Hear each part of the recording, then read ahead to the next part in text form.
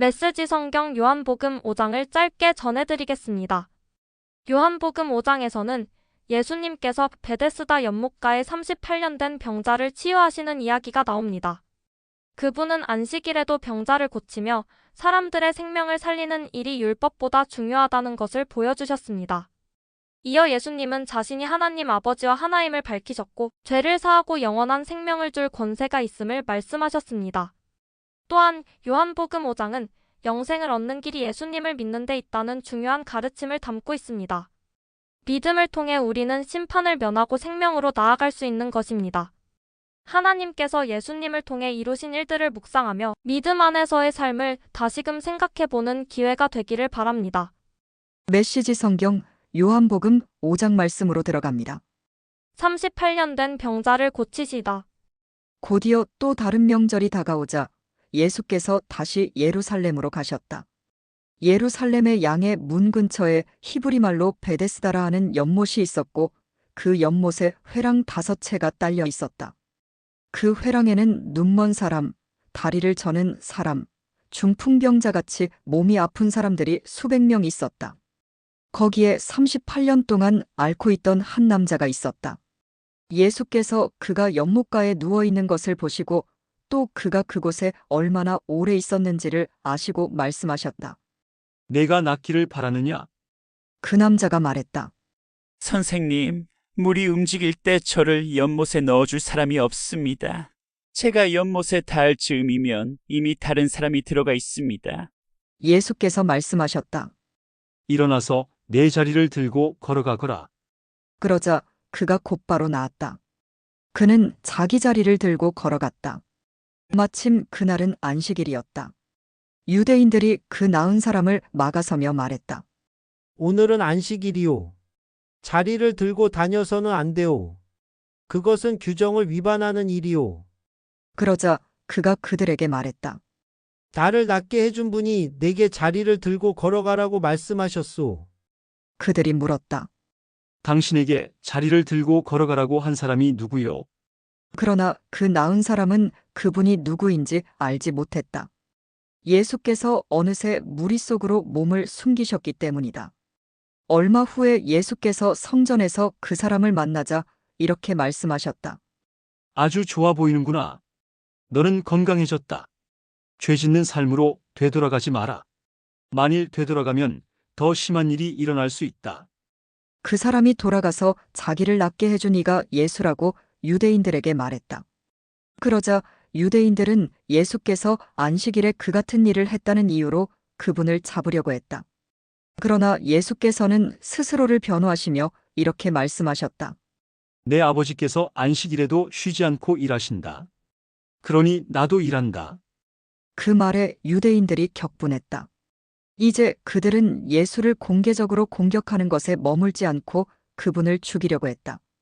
예수께서 안식일을 어겼을 뿐 아니라 하나님을 자기 아버지라고 부르면서 하나님과 자신을 동등한 자리에 두었기 때문이다. 오직 아버지의 말씀대로. 그래서 예수께서 자신에 대해 길게 설명하셨다. 내가 너희에게 사실 그대로 말하겠다. 아들은 무슨 일이든지 자기 마음대로 하지 않고 아버지에게서 본 대로만 한다. 아버지께서 하시는 일을 아들도 한다. 아버지는 아들을 사랑하셔서 자신이 하는 모든 일에 아들도 참여하게 하신다. 그러나 너희가 본 것은 일부에 지나지 않는다. 아버지께서 죽은 사람들을 다시 살리시고 생명을 창조하시는 것처럼 아들도 그 일을 하기 때문이다. 아들은 자기가 택한 사람 누구에게나 생명을 준다.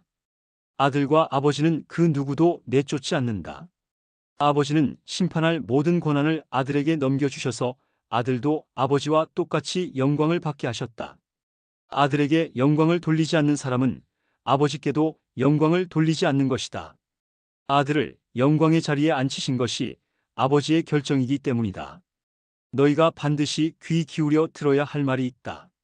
누구든지 지금 내가 하는 말을 믿고 나에게 책임을 맡기신 아버지와 한편에 서는 사람은 지금 이 순간 참되고 영원한 생명을 얻고 더 이상 정죄받지 않는다. 그는 죽은 사람의 세계에서 산 사람의 세계로 과감히 옮겨온 것이다. 너희가 반드시 알아두어야 할 것이 있다. 죽은 자들이 하나님 아들의 음성을 듣고 살아날 때가 왔다. 지금이 바로 그때다. 아버지 안에 생명이 있는 것처럼 아버지께서는 아들 안에도 생명을 주셨다. 또한 아버지께서는 그가 인자이기 때문에 그에게 심판의 문제를 결정하고 시행할 권한을 주셨다. 이 모든 말에 그렇게 놀랄 것 없다. 죽어서 땅에 묻힌 모든 사람들이 그의 음성을 들을 때가 온다. 다른 길을 따라서 산 사람들은 부활 생명으로 들어가고 그릇된 길을 따라서 산 사람들은 부활 심판으로 들어갈 것이다. 나는 단 하나도 내 마음대로 할 수 없다. 나는 먼저 귀 기울여 듣고 그런 다음 결정할 뿐이다. 너희는 내 결정을 신뢰해도 좋다. 내가 내 마음대로 하지 않고 오직 지시받은 대로 하기 때문이다.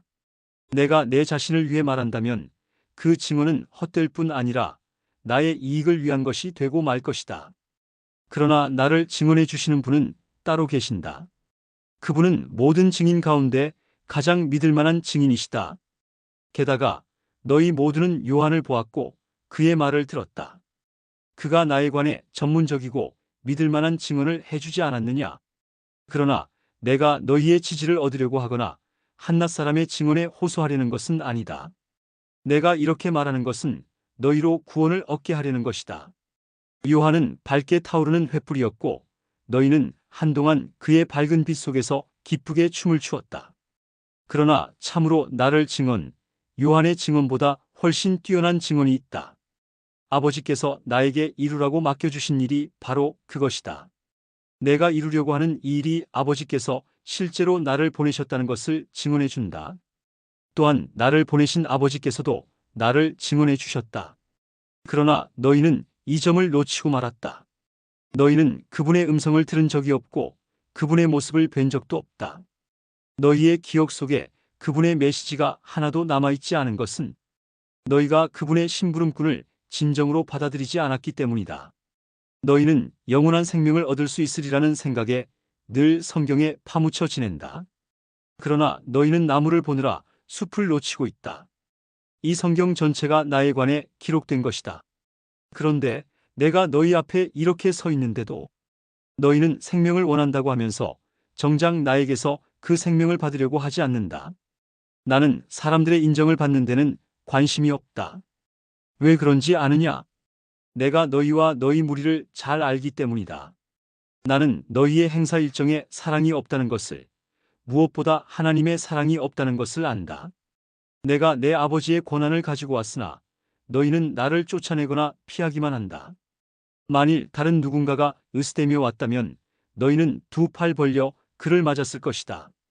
너희가 서로 자리다툼을 벌이고 경쟁자들보다 상석에 앉으려 하고 하나님을 무시하는데 시간을 다 허비하면서 어떻게 하나님과 함께하는 곳에 이르기를 기대하느냐? 그러나 내가 내 아버지 앞에서 너희를 고발할 것이라고는 생각하지 마라. 너희를 고발할 이는 너희가 그토록 의지하는 모세다. 너희가 모세의 말을 진실로 믿었더라면 나를 믿었을 것이다. 그가 기록한 것이 나를 두고 한 것이기 때문이다. 너희가 그의 기록도 진정으로 받아들이지 않는데 어떻게 내 말을 진정으로 받아들일 것이라고 기대할 수 있겠느냐?